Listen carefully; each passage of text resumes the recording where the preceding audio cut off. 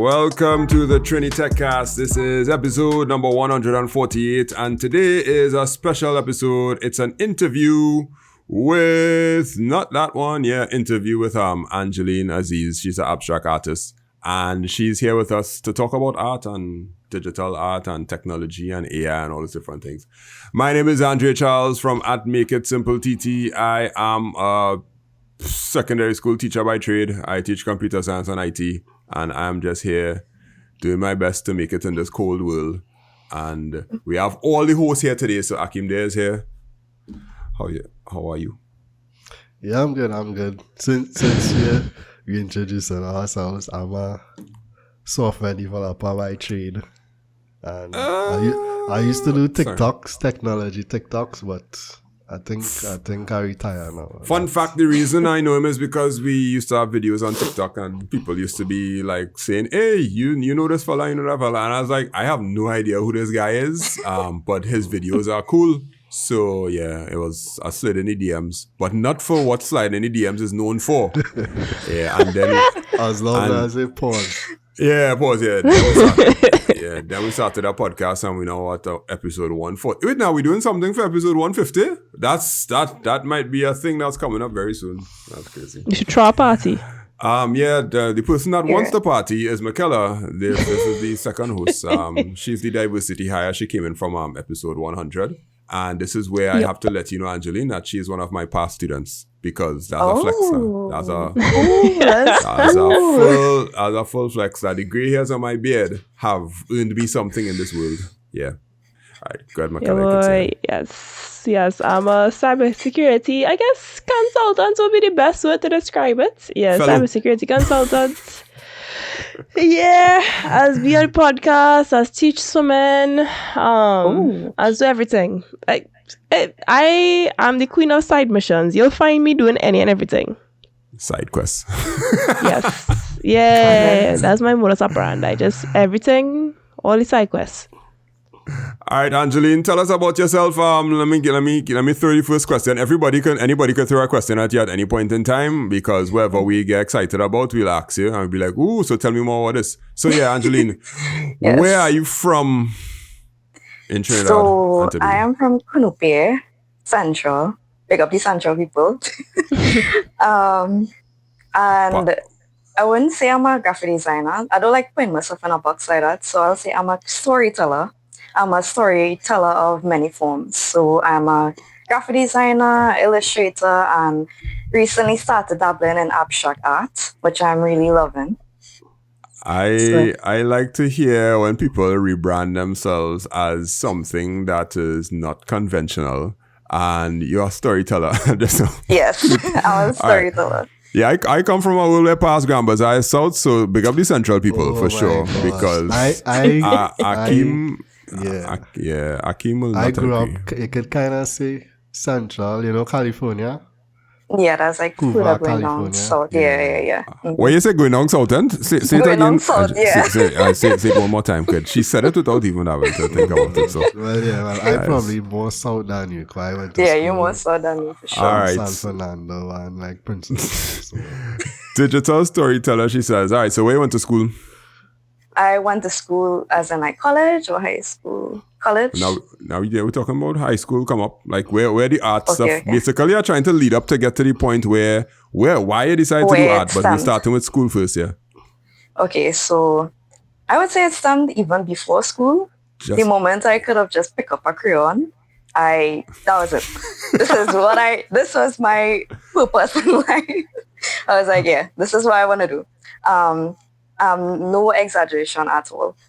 When I started in primary school, I don't know if you guys remember, but in first year and second year, they would have these coloring or painting sessions with the entire class, and then the teacher would put stuff in the staff room, and then parents get to come and view all the kids' art. No, yeah, I have no recollection of such. No. Yeah. That was a thing in primary school. I remember going on. You remember? Akim, you remember that? Yeah. primary school was too far away for me. Okay. That's a blue dog. I remember going on Paint and drawing all the lines and then filling each one of the little spaces in Microsoft Paint with the little colors. Okay, and yes. that was my. Microsoft That's as far as I Paint. could remember. But primary school art, nope. I don't know. That Microsoft Paint actually was something that I liked as well. That was when technology was now learning about what computers are and like IT and. All right, well, make me feel bad now. Go ahead. Yeah, I was I mean, there. I'm sharing my age, right? Yeah. So when we started learning like Microsoft Paint and all that, I was like, okay, this is something I like to do. But again, I wasn't sure if it's something I really wanted to do for the rest of my life. And then I started doing art in, well, Form 4. I chose art as a subject in Form 4 and 5. Oh, what And I school? really enjoyed it in Waterloo Secondary School. Okay. Yeah. And what made me actually choose to do graphic design and go into digital art was I actually reached out to my art teacher in high school. Shout out Miss Smith. Well, she's retired now, but her name is Mrs. Smith. Just one question and one side note. In last week's episode, we were saying that when you meet your teacher, you would still call them sir or miss, right? But it's our one podcast host here that will call their teacher by their first name. Will you ever do that? I will never do that. Okay, I cool. will never till the end I do that. All right, we ain't calling that. Okay. All right, back to the regular conversation. I Yeah, still so have respect. Form 5, right? So after Respect, you CXC say? and all Respect? that. What is yes, respect? I still respect my teacher up until now. And that was like a core memory for me because she basically like paved the pathway for me, right? Paved the way basically. So I reached out to her and I was like, should I do art as like a degree?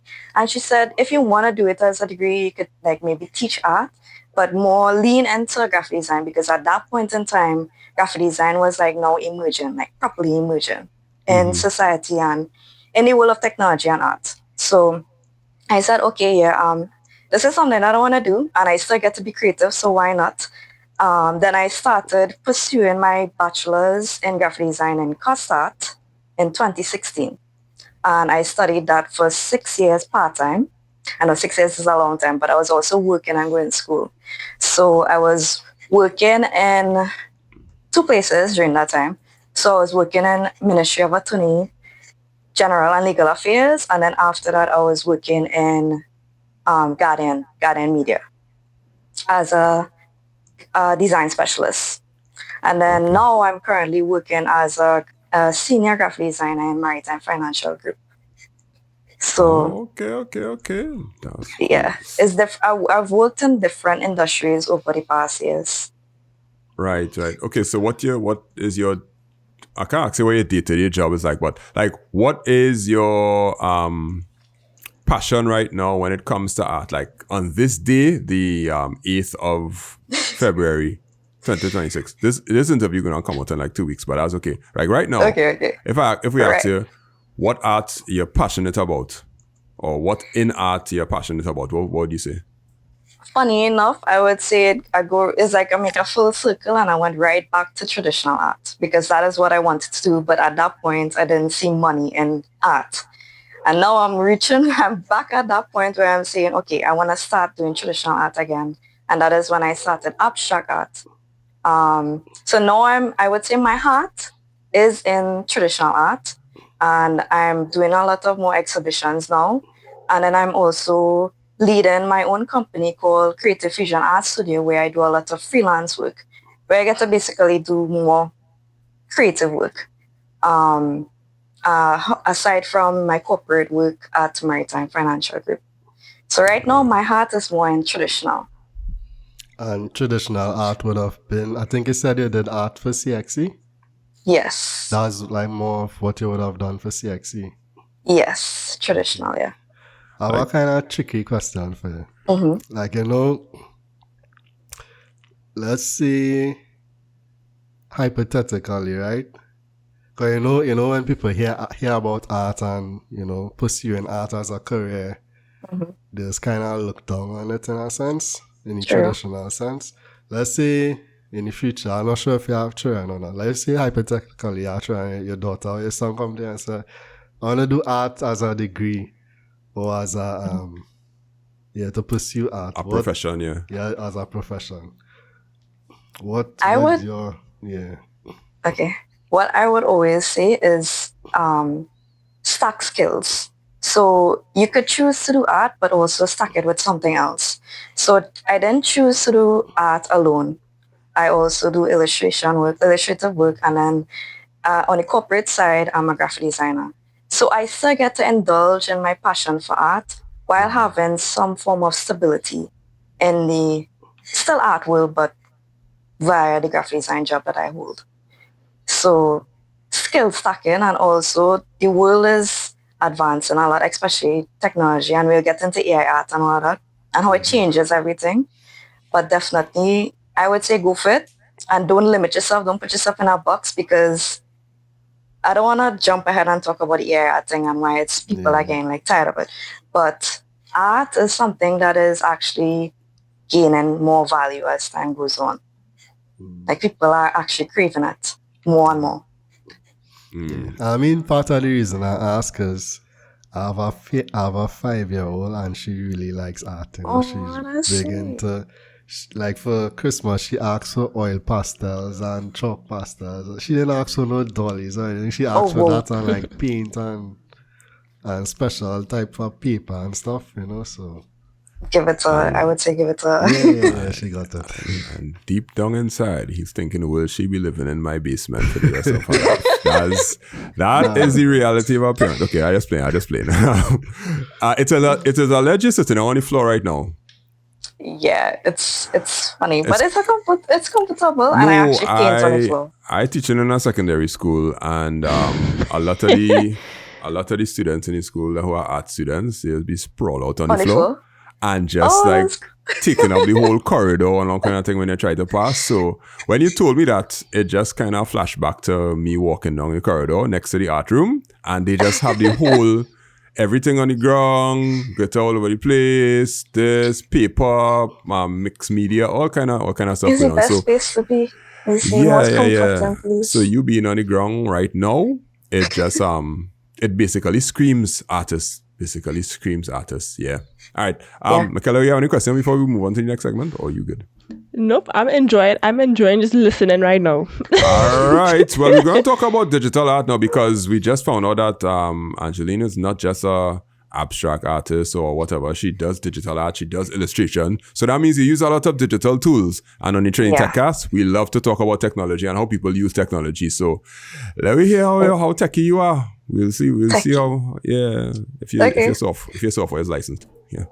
Right now you're listening to Training TechCast, and more than likely you know that I love technology a lot. But more so, I love teaching technology. I'm a CSEC IT and CAPE Computer Science and IT teacher, and I have classes that are available. So if you know any student that's looking for quality CAPE Computer Science or CSEC IT classes, you can check us out at 308-8799 on WhatsApp or makeitsimplett.com/register. You can get classes, notes, recordings, IA, SBA help, everything that you could think of that will get you that one in CSEC IT. So you can check us out.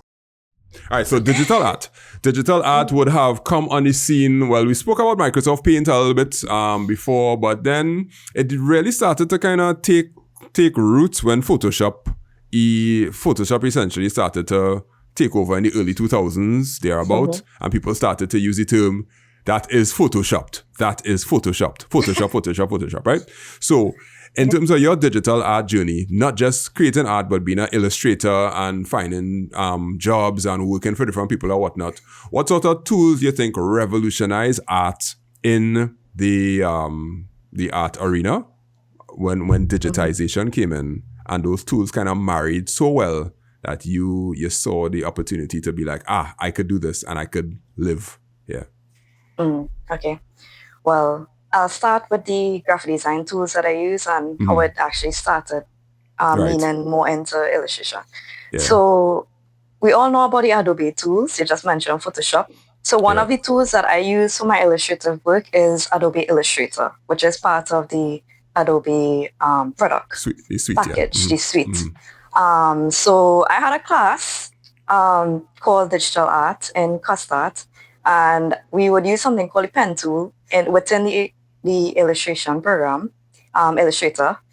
And I kind of liked it, but I felt like I wasn't properly doing too good in it. So I kind of started learning my own thing on YouTube. So when you say the pen tool, that means like you had a drawing tablet?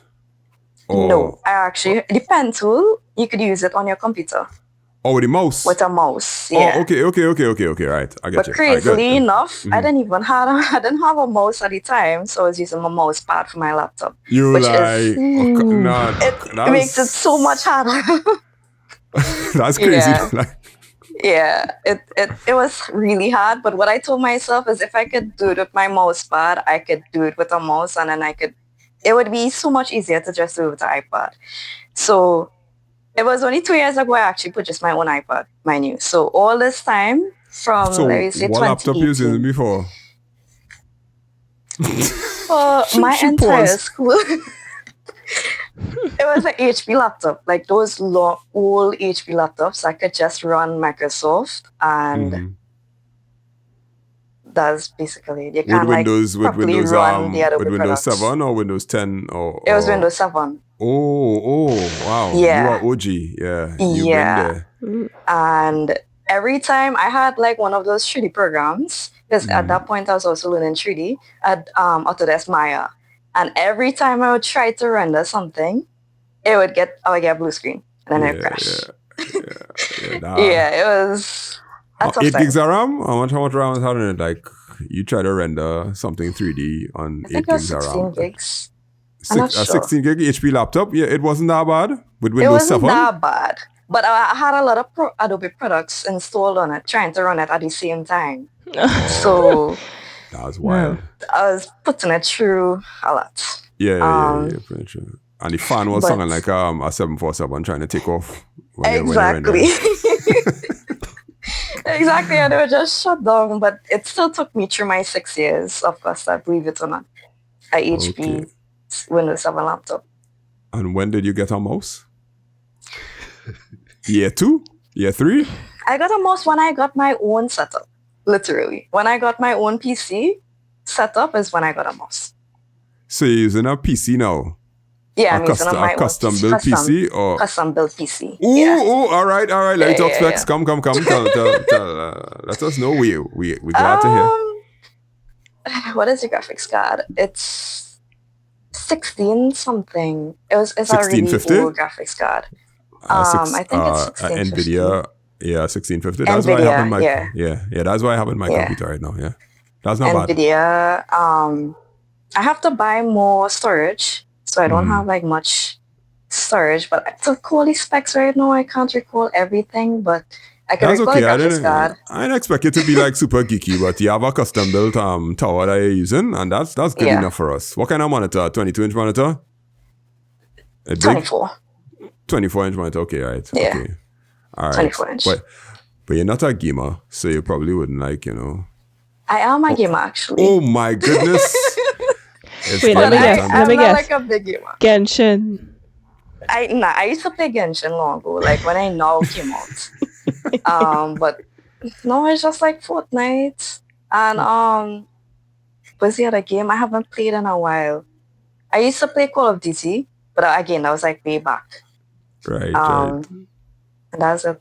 I don't really have time to be as in the game world as I want to be. Oh, we understand. Understand. Yeah, like 50 games in your Steam library that's waiting to play.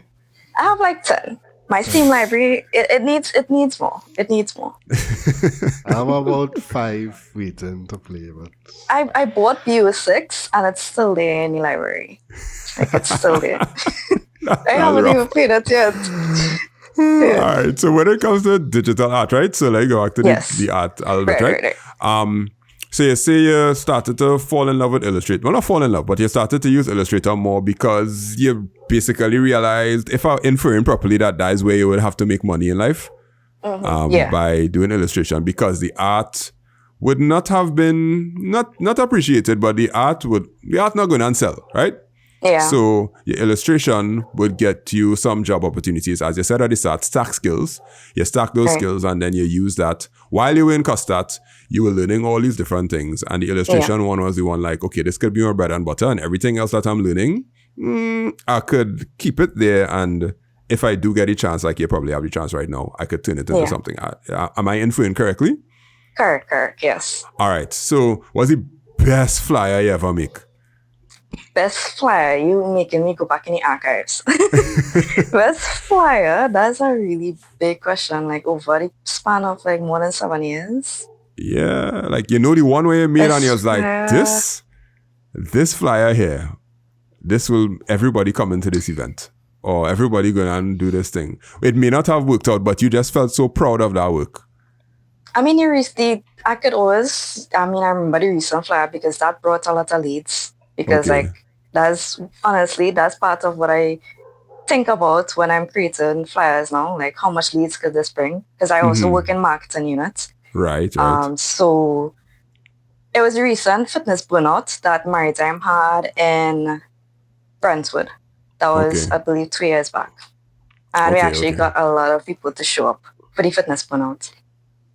So when you... Go ahead, Akin. Yeah. Now, I mean, like in terms of flyers, some, like it's have a wide range of flyers, it's how some people has how a whole lot of information, and there's how people has be kind of minimalist in terms of the layout and information. What type of design you just go with? Oh, okay. Well, what I am very strong in, and I would say a flyer is not enough to, again, like reach an audience. My strong point is brand identity work. So like revamping brands, bringing brands to life that what did not exist before or already exists, and you're just trying to like bring it back to life. Those are the type of work that I do in the corporate world. With the illustration work now, I take a lot of like clients, freelance clients. I do a lot of like children's books. I do like characters, like these illustrate characters. And I basically merge the two sometimes. So I would illustrate work for clients, and then when it comes to like marketing themselves, I also help with that with the graphic design work. So I merge the two skills together. Okay. That's pretty cool though. That's pretty cool. Like children's books always fascinate me because I remember Boyo and Carla and I'd be like, who drew this? Funny enough, I was interested in like who drew Boyo and Carla like when I was in standard 1. Yeah, but you 2. were interested because you wanted to make it better. I was interested because I was like, why do they look like that? That was my problem. I was questioning the still have Boyo and Carla books to this day. It does have still? Yep. Oh, whoa. Wow. Like new editions or same editions? I think, new editions, because I don't think, quite like back in my day, it was Boyo is a boy, Carla is a girl. Oh. I don't think it's that basic now, but... It probably maybe, but it depends on the level. So, yeah, what I want to do. So, after illustration, you would have had to like start to work on your art, like not the abstract art yet, but you would have used digital tools to start to work on your art. What digital tools you use besides Adobe Illustrator to start to work on the digital art aspect of things? So Illustrator was one of the first tools, but now I'm currently using Procreate. So Procreate is an app that you could use on your iPad.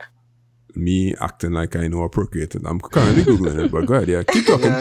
Procreate is a one-time payment app.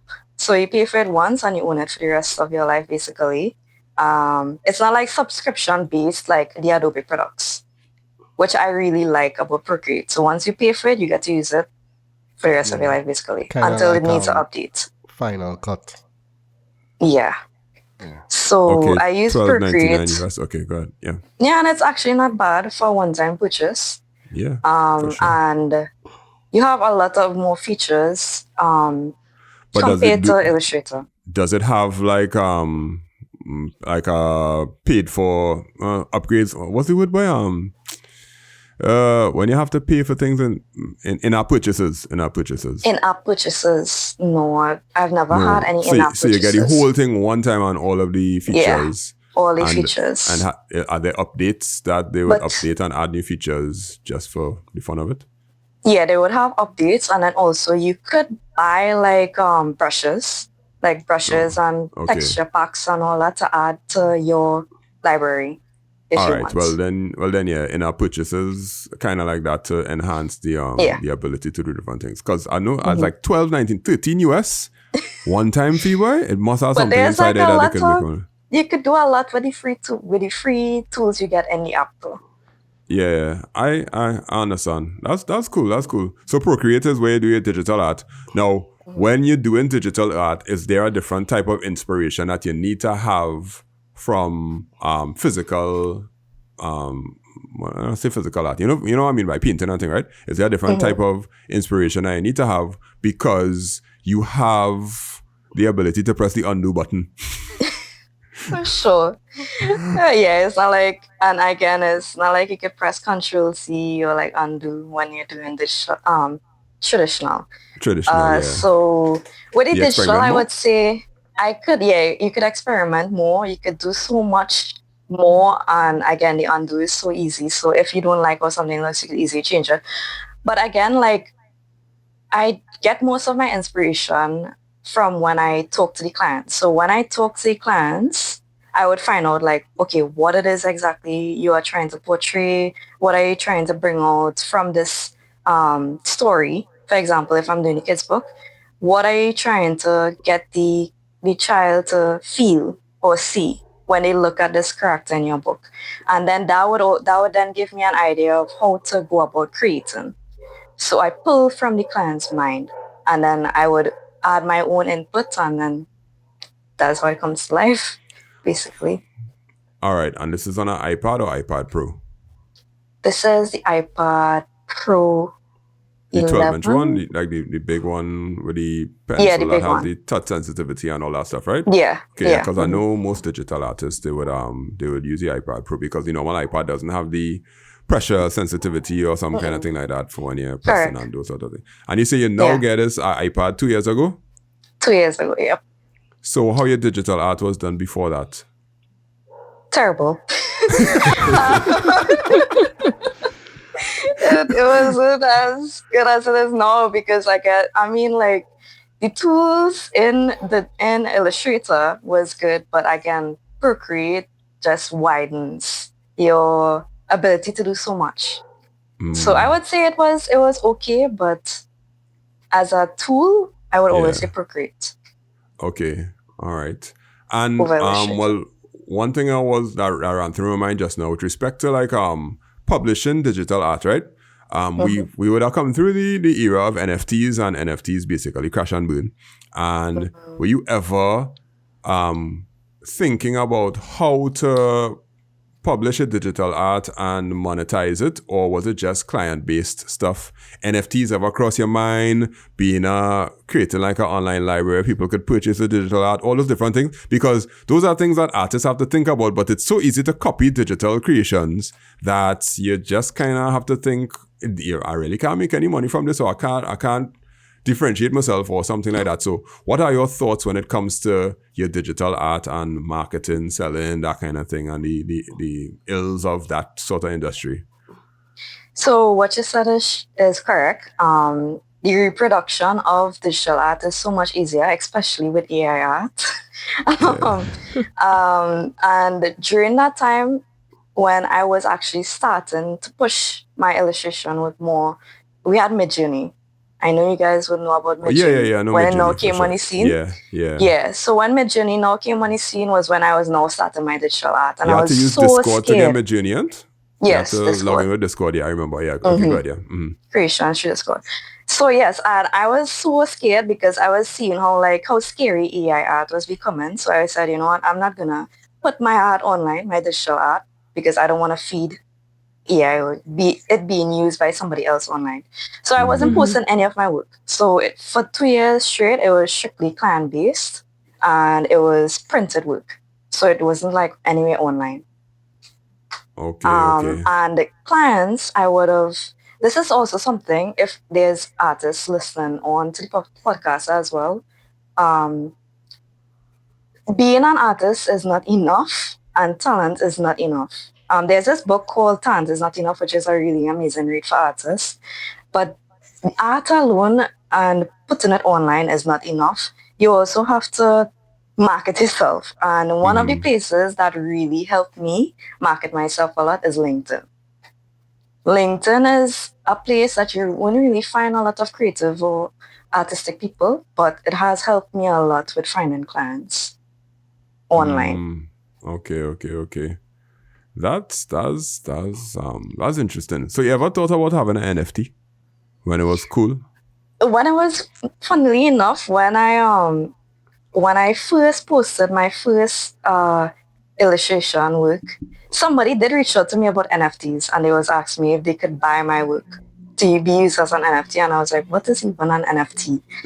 and I started like Googling it, and I didn't really like the idea, to be honest, because of how a lot of people was like taking advantage of artists in the artist world, and I wasn't really for that. So I wasn't really a big fan of NFTs. Okay. So you would never sell the digital art, you would print it and it would be for clients only because it still had to come to a physical, tangible form. Or commission work, I'm not against it being online anymore. I'm for it now, but at that point I was against it. But now I'm more lenient and more open to it. I'm more open to it being online and digital. All right, I get you. Now, your Instagram page is it has a lot of stuff on the Instagram page, but I don't see like digital. Yeah, it's not like you have only digital art because you're afraid to get script. No, I have it on Creative Fusion Art Studio, my page on Facebook. That is where you could find the digital artwork. Oh, okay. But so the one that the Instagram link that you sent me, that was your personal. That was just my abstract artwork. Oh, so that's okay, strictly abstract art, and then I have my business page where I post my digital art. Okay. Yeah. And are you still afraid that it will get scraped by the web crawlers? No, because I mean, look at where we are right now in the world. I mean, I said it already, but that's basically pretty much where we reach. Well, I'm basically priming you for the next section, you know. So yeah, you're not worried about it being scraped because I'm not worried about it anymore. The horse has left the stable, and now we have to deal with the horse that is running. Yeah. That is it. All right, y'all. Let me take a break and we come back with more. We're going to talk about AI art, and Angeline might get a little spicy with all this. So just be prepared. We don't curse on this podcast, just warning you in advance, Angeline, okay? Okay. Nah, just playing with you. Well, you probably made it this far in the podcast. That means you probably like technology a lot and like to at least hear us talk about technology. And that also means you may know somebody or somebody who knows somebody or somebody who knows somebody who knows somebody who wants a website built or an app built or some sort of technology integrated in their business. If you want to help them out, you could send them to Make It Simple TT, send them to us. And we have business services that range from building websites to building apps to invoicing systems to ensuring that technology is used in your company to installation of routers, buying things online. So you could check us out, 308-8799. You could check our services out, or you could go to makeitsimplett.com and see some of the things that we've done and maybe give a recommendation to our website built or something like that. All right, we're back here with Angeline, and everybody is we in on it. So AI art and the issues that come with it. So here is my intro. This is going to lead us down a particular road, and I'm going to make sure that we follow a particular road because it is a topic that I think is very, very detrimental to artists, and I want to make sure that we don't demonize AI, but also let Angeline also have her part to say. So when it comes to AI and art, generative AI can create almost any picture that we could dream of, and with the right prompt, you could do it. And many people have been using it for multiple things, to the point where you could know when a FET flyer was made with AI because it has the AI glow. You could also know when promotional material was made with AI because it also has the AI glow and AI tell. But it's getting so much better as we go along that it's hard to decipher. And the propositional value for most companies is, I'm not going to pay an artist to do this because I could get it done on this large language model. That puts you in a very precarious position. And I want to know, the start off point is, how did you feel when you started to see that a large language model could replicate art to at least 50 to 75% of the level that you could produce? How did you feel?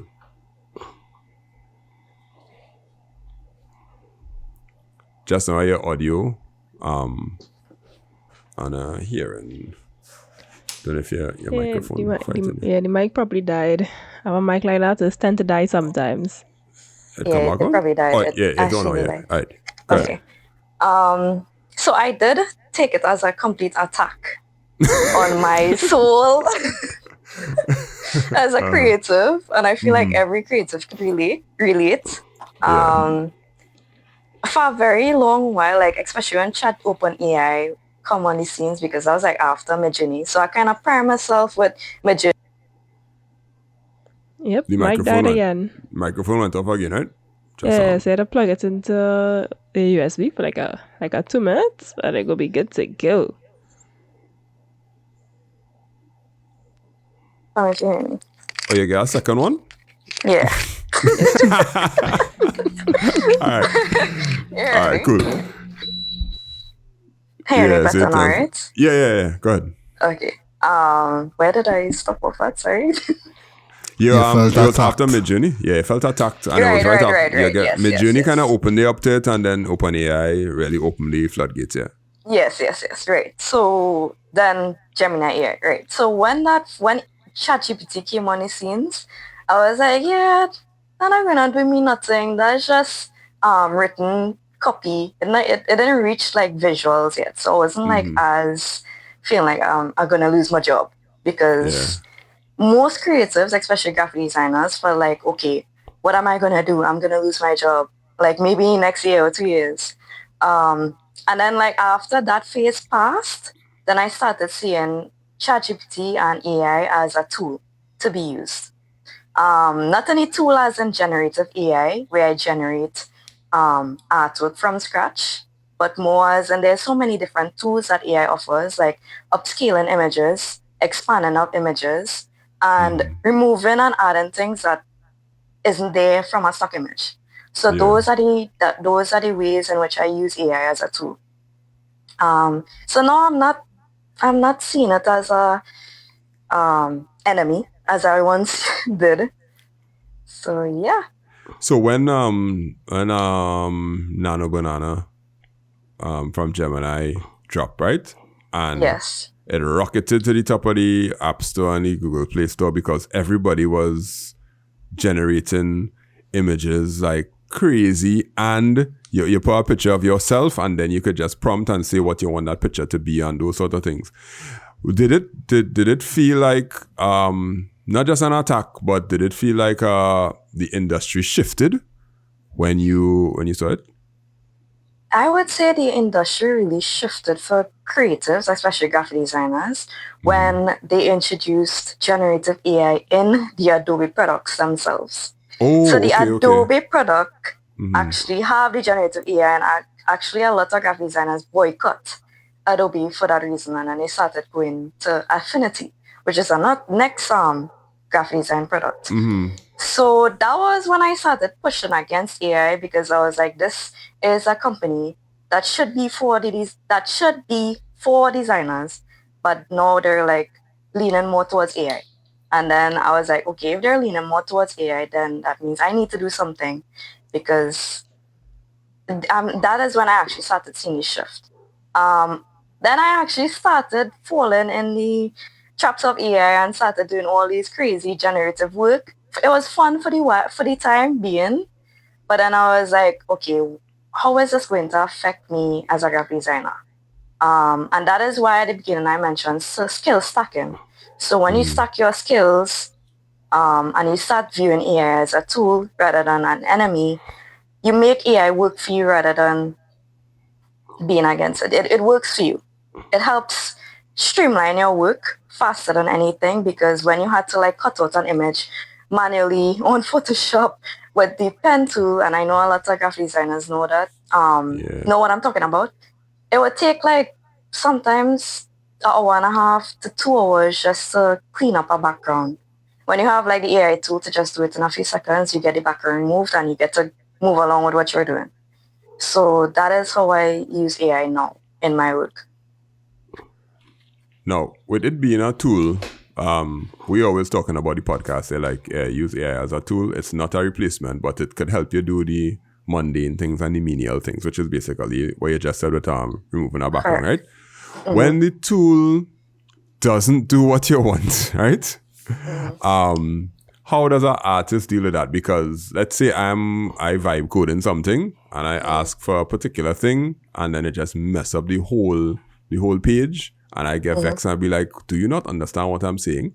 when you use AI as a tool, do you bounce up that kind of problem when it comes to the skill set? Well, not the skill set, the tools that you try to use to enhance your skills. Do you have that?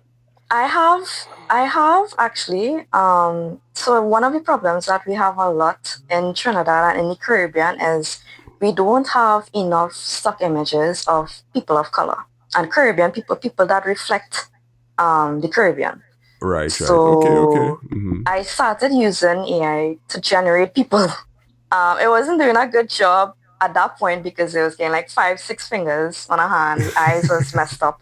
But now it's doing a really good job. But still, even though it's doing a really good job, you can still tell it's done by AI. It's created by AI. So I stopped using it for creation of stock images for people. And now I just use it for its basics, the basic tools.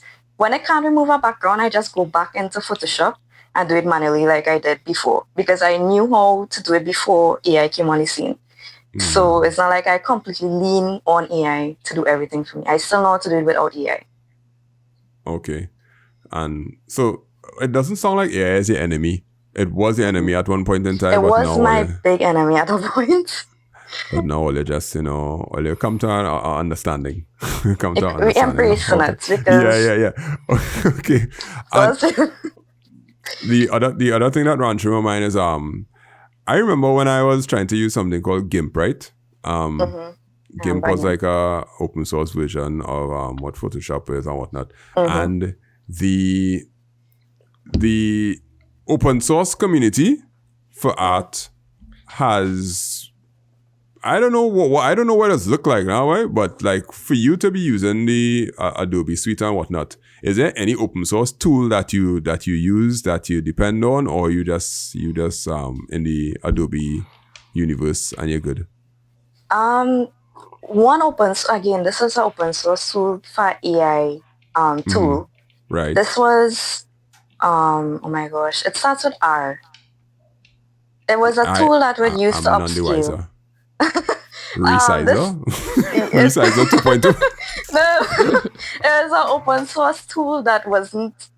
I found it on, oh my gosh, GitHub. I found it on GitHub as an open source tool and I was using it. And it was a free tool at that point because it probably was like an experimentation like time, but it actually is a paid app now. It's a paid tool now, so I can't use it anymore. But that was the tool that I used to use. I just can't remember the name of it. Okay, it starts with R. That's all I remember. I get you. So if AI is part of your workflow and a part of the things that you do, is there a tipping point where you're going to reach to say, nah, not using AI again because I've vexed with them? Do you foresee a future where it gets too much into your sphere, meaning it's better than you? To be honest, I feel like it reaching that point like right now, mainly because I'm seeing a lot of like local companies, even companies that you would not think would use something as AI to sell to their clients. They're now using AI as part of their workflow. And then like it's reaching FETs. Like FETs, I know like a flyer to create a design flyer for a FET would be like $1,200 to $1,800. So I do know it's a lot. It's very costly for some people to pay that money. So they're going the AI route. But I could see AI reaching a point where people are going to get tired of seeing these AI flyers. And there is a video on TikTok where this guy said, I'm tired of these AI flyers. Like, they're everywhere. They're on the fat flyers. They're on the 5K medals. They're like everywhere. And I'm getting tired of it. And then I started reading the comments just to see what people were saying about it. Some people were saying that when I see a company use AI, I as a consumer would not go to that company. Because if they basically cannot value me as a consumer, can't put any effort to like showcase what you're trying to sell me as the company, then you're being lazy using AI, then why should I come to you? You're not even putting any effort. You're going a lazy route and using AI. Well, you kind of set me up for my last question. Do you think that human-created content will become of a higher value because there'll be so much AI-generated content? There's a question I asked somebody else recently, but yeah, you think so? Yes, you know why? Why? Actually, let me ask you, why would you think? Why I think so? Yeah, why you think so? Supply and demand. Exactly. Demand, the supply of human-created content will become so low that the demand for it will become so high that people will pay more money for it. And they'll value it more because it's so rare. But also, there will be no AI art without human art, without human. So, and then also there's nothing like a top AI artist. Anytime there's any generated AI art, the machine is the one that actually gets the credit, not the person that generated the art. So, like just going back a little bit when you spoke about the person who was able to identify that the flyer was AI generated, you know, and they said, okay, I wouldn't value this company because they use an AI. A lot of older people can't tell. And a lot of older people, like, I have family members, like, when they come home, they just put on YouTube and all they're watching is AI slap. I've seen that as well. It's true. I just be like, you know, that's just AI. It was like, yeah, but the story interested. And it's like, so even though we have, say, the younger generation that can identify it, like a lot of the older generation or older folks or people who are not really technologically inclined, they get caught up in it, in the slap. And you know, too, like, a lot of the older folks are the ones that probably are the decision makers, the people that, you know, have the buying power. So I'm wondering if they might be the ones making the decisions, like AI versus human, thinking about the bottom line instead of sense, instead of the quality. I would say that, you know, that's the elderly population, right? And the elderly population isn't as big as the other subsets in society. And for example, if we're talking about the elderly, for example, 5Ks. 5Ks isn't really marketed towards the elderly. When you say elderly, how will you talk about? Because I could feel offended here, Angeline. I could feel offended. All right. I would say 55 plus. Okay, cool. I get that, safe. 55 plus. But that's not really elderly. So let me just say 60 plus. 60 plus. Once they start collecting pension. My work pension is from 65. Alright, 65. Once it is, you retire and you know that's it. I get you. Well, yeah, that was my hardest question there with respect to if it would get valued, because your work with abstract art, is unique, based on what I saw on Instagram, and the uniqueness of it now is going to make somebody who's interested in art see your work as highly valued, instead of, hey, Gemini generate this thing from her and then they try to print it, because physical art, I think, will always have value, not just for money laundering purposes, but for people who actually love art. Don't act like all they don't know. That is how rich people are London. They want, like, I'm not saying that I will Angeline not is say a anything. part of it, right? Yeah, but we've seen the documentaries that are like it's a part of it. All right, well that's basically all I wanted to do. I really just get so much from you right now because I like, oh my goodness, And I even finished. I could go on and on about AI art and versus real art. It's how you pivoted. It's how you pivoted by stacking skills to be able to become employable, and now your actual passion is starting to blossom. So tell us about your company and the things that you do before you get to ask us a question. Okay. So, what does your company do? Creative Fusion Art Studio does a wide variety of graphic design services. I also offer illustrative services, print services, and well, now I'm also doing art, so commissioned work as well. And there's somebody work behind you there. This is your traditional art. Yeah, where this is one of my favorite pieces. That's two people joining souls. Is it? Yes. Actually, how did you get that? Did you look at my Instagram? No, I just look at it and look like two people. It actually is the souls. Joining the minds. Nah, this the whole body, and then you see the white kind of going across the next side, and the inner beings are being joined. Okay, cool. I just out here pulling out my little, what's called this thing, abstract art side. But yeah, so the physical things are available for sale, and you sell those things on Canvas and those other things too for people who love art. But you also offer all the other services in between. And this is your side hustle right now. Yeah. And, well, this actually started as a hobby and it turned into something bigger. Well, yeah, we do our podcast here as a side hustle, and apparently we have some opportunities in this world to, like, you know. I love that. I love that to you guys. Get some stuff, yeah. Side hustling, as the 2020 COVID taught us, a side hustle is the way to go. For sure. I Angeline. If it wasn't for COVID, I would not meet you, Akeem. I just feel like I lose 2-3 years of my life. I feel like I lose like 5 years of my life to COVID.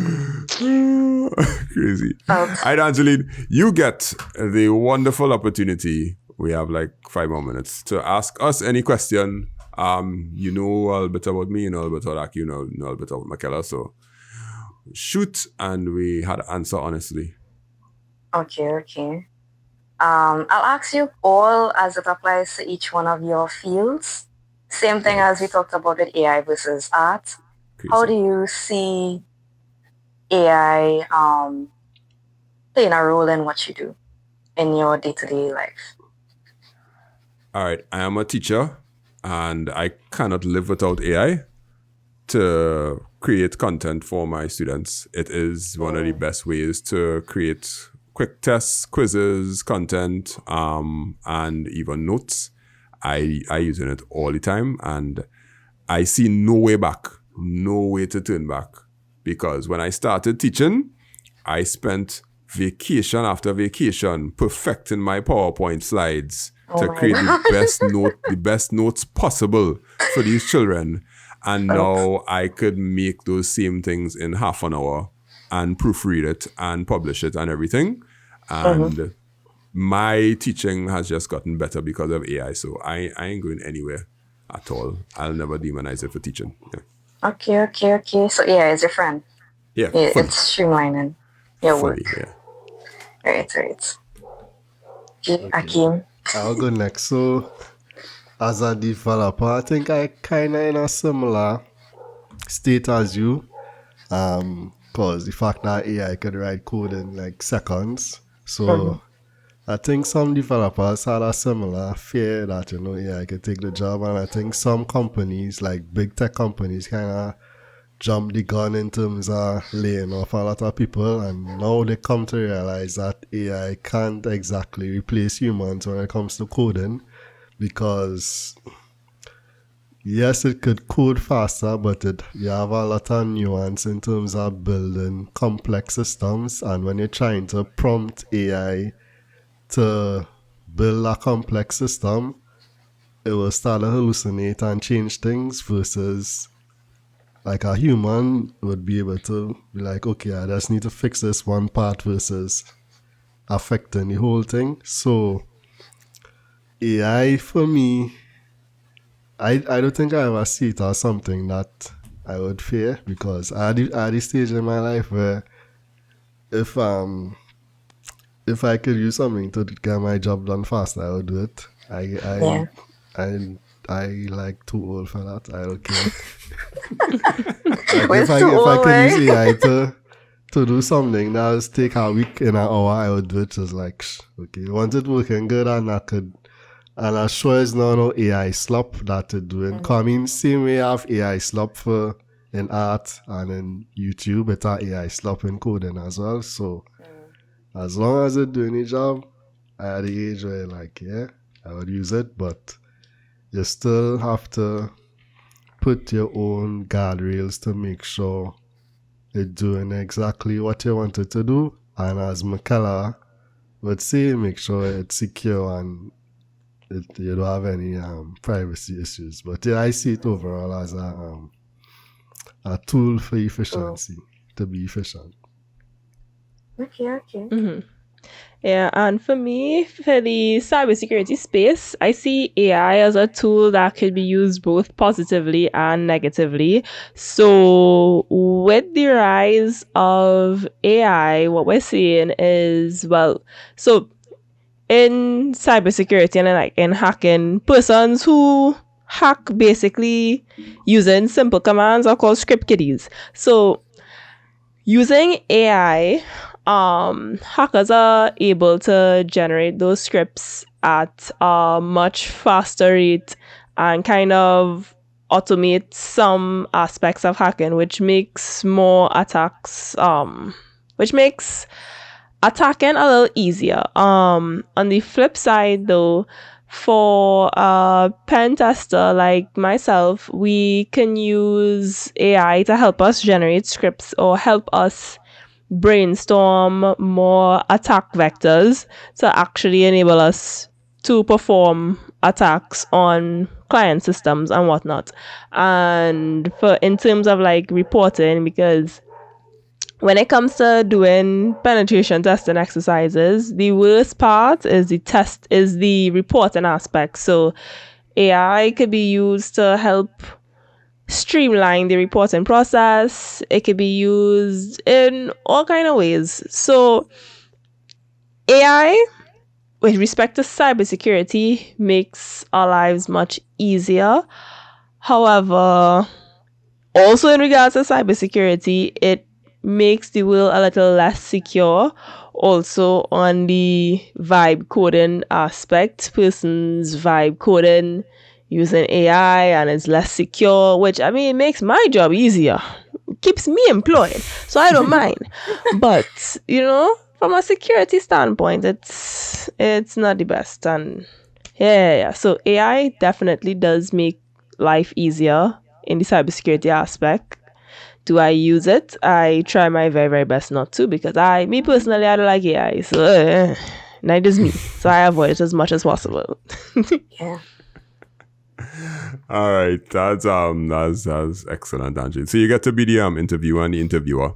Thank you very, very much for coming on the Trinity Techcast, and we will definitely have fun posting your interview on LinkedIn and tagging it, because we want to we want to show that that technology in Trinidad and Tobago and the Caribbean is not just a novel thing that we just use, but we actually are creators. And you specifically, artist that does a lot of digital work, it's one of the things that we love to highlight. So when Shivam sent me your contact, I was like, yeah, for sure.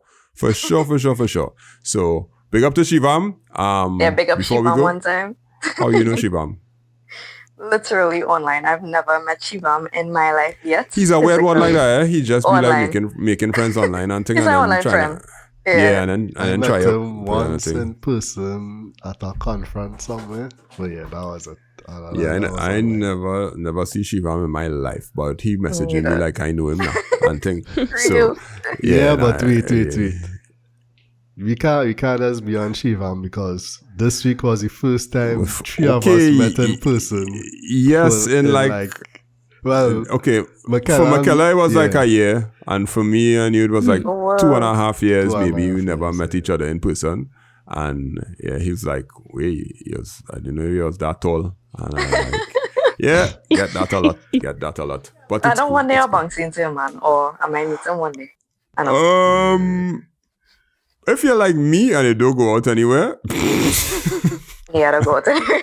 Yeah, I tried my best to go out this year. You had to actually leave the house to meet people. I learned that a while ago. All right, y'all, thank you very much for... Make it a 2026, what is call it? Resolution? Yeah, resolution. Too late go for that, outside it's February. Never late, it's never too late. Before I close, I'll just like to tell you, no. My humble abode is perfect. I'm not Makela. Makela be out there, normal, and she enjoying that, and that's cool. And our diverse personalities make us an excellent podcast to listen to. So thank you very much for listening to the podcast, everybody. Glad to have you here. Angeline's tags for her Instagram and her TikTok. Any TikTok? Instagram, Facebook? TikTok? On TikTok as well. All right, good. So, right, yeah. So all of the things, we'll have it in the description of the podcast, and all of the people who want to reach out to her to get her to do stuff, or just to talk to her and become a friend, just like Shivam did. Well, that's what we're here for. Thank you very much for listening to the Trinity Techcast. This is, episode 148, interview episode. Bye, guys.